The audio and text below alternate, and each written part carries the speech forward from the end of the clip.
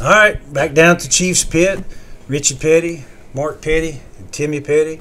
Got Rick Potter in the house, special guest.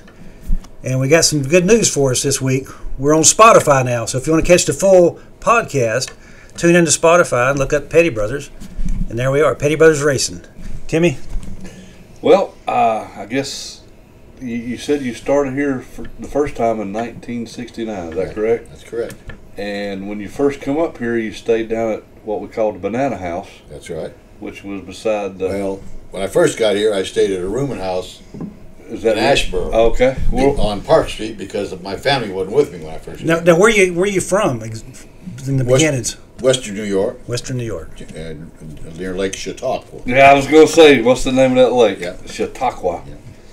So what brought you down to North Carolina from Lake Chautauqua? Chautauqua. That's a mouthful. Well, I had worked on dirt cars up there. There was a little racetrack right on the Pennsylvania-New York line called State Line. And I helped a guy there. His name was Thompson. And he didn't drive the car. He owned the cars and he had drivers and stuff. So I used to help him on them dirt cars. And I got to come down to Daytona 2 or 3 times and watch that. And I thought, well, I think I could do that. Right. So I wrote 13 letters to all the cup race teams and got about 5 answers. One of them was from Holman Moody. One of them was from here and Petty's. And so I went to home, went to home and talked to them. And they were going to put me to grinding camshafts. So I didn't even know anything about that. And I couldn't even go in and look to where they were working on the race car that they run out of there. Unless you couldn't even go in there unless you worked on that race car. Huh.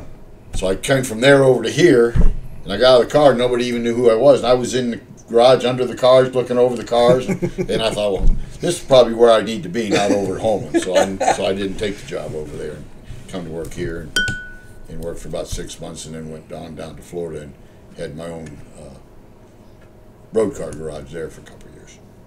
So that's basically where. And then when did you come back to Petty? I came back here in 72. Went down there in 70 and came back here in 72. Called your dad up. Things weren't going too good down there.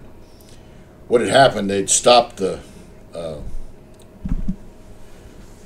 I guess they called it the Apollo program or what it was. They hadn't started the space shuttle yet.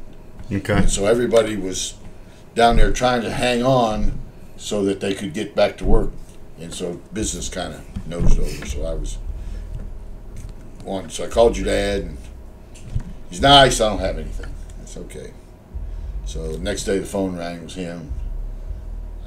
I said, hello? He said, yeah, this is Maurice. I said, okay. I said, what do you want? He said, well, what did you want? Did you want a job? I said, yeah. He said, well, you want a job or not? I said, yeah. And he said, well, come up here. He said, I need someone to build some motors. He said, I've got some people who want motors.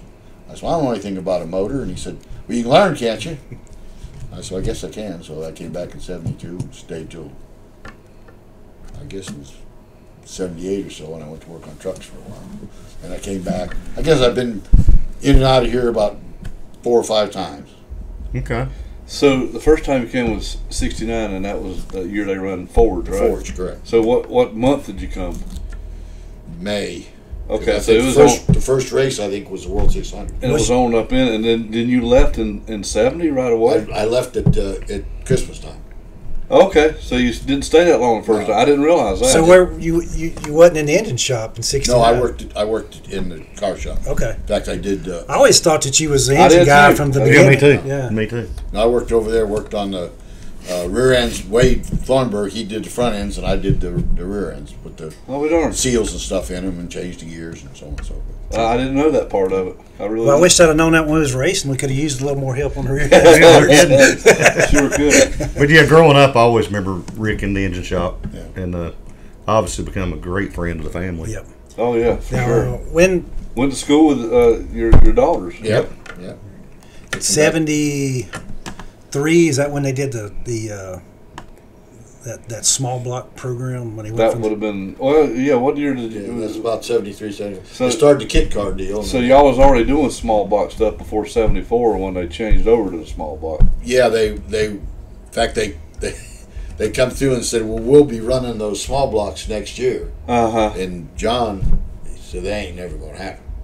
Really? Oh, yeah, he was, But they got away from the Hemis, and we were running those wedges Uh-huh. and it was just so much work because they had them truck heads. Yeah. And it was just, they were good for maybe one long track race, and you might be able to get a short track race out of them, and then they'd crack. Okay. It just was just, I mean, they were stock. Well, even the small block stuff, like on up in the Chevrolet days, you might get lucky to even get a race out. I remember how you put the little bridges under the ports and all that stuff. Yeah, Daddy he used to tell the story about that small block deal, because I guess Wilkesboro was the first race. Mm-hmm. Yep, he was. And he went around getting junkyard truck blocks or something, the TA block or something, and y'all put it together, pretty much handmade the whole motor right here between Curtis Wright and John Coble and you and Bruce What Owen. the cylinder head? Were they W2 cylinder heads The then? first one was what they called the TA heads, which were those. They had, I can't remember now. The Dodge was AARA or something. Yeah. The Plymouth, and then the Dodge was something else, and they had what they called a TA block with the TA heads, and they were bigger ports. And Okay. And you went out and won the first race. Yeah. The very first race with that motor, you went out and won it. That was always the coolest thing. Was there any back and forth? Because I mean, we were all kids, but like, you won the Daytona 500 with that wedge-headed big block that you was talking about, and then April, May, or actually before that was when you run Wilkesboro. Was there any going back to the big blocks after that? To tell you the truth, I don't remember now because, I mean, it was a thrash. To get day and night. I mean, I can and some of our other talks we've had that you guys would like at the end of the season it was non-stop till you went to Daytona in February. Yeah, they had. I'm trying to think now who was. They had a sporty car, and the guy had worked on them, and I cannot think of his name now, but he had kind of plowed a little bit of the ground for us, but a lot of the stuff what he was running would have never worked for the big tracks. I mean, it just wasn't. It was more of a road course type thing. But that was, it was, but you think back on it, and it was like, well, how are we going to do this? Well, what about such and such? Okay, let's try that. And I mean, it was like, well, everybody else was starting out cold turkey too. And we had some help from Chrysler, but they really didn't know. Well, and that program came from that, like you said, was sporty car, but it was Keith Black stuff. Keith Black, that's who we had. And Bill Hancock says that he was in charge of getting that stuff over here, but some of it didn't get here in time, and y'all had already started working on junkyard stuff. Yep. Is what the story we understood. Okay. Well, I don't know if you remember the beer people there that had the Fishers. Oh, the Fisher Fisher brothers. Yeah, yeah. Well, they wanted to get a like a sportsman car that runs short tracks with, and your dad told him. He said, "Well, he said we don't have the blocks and stuff." So they went out to the junkyards and got those AAR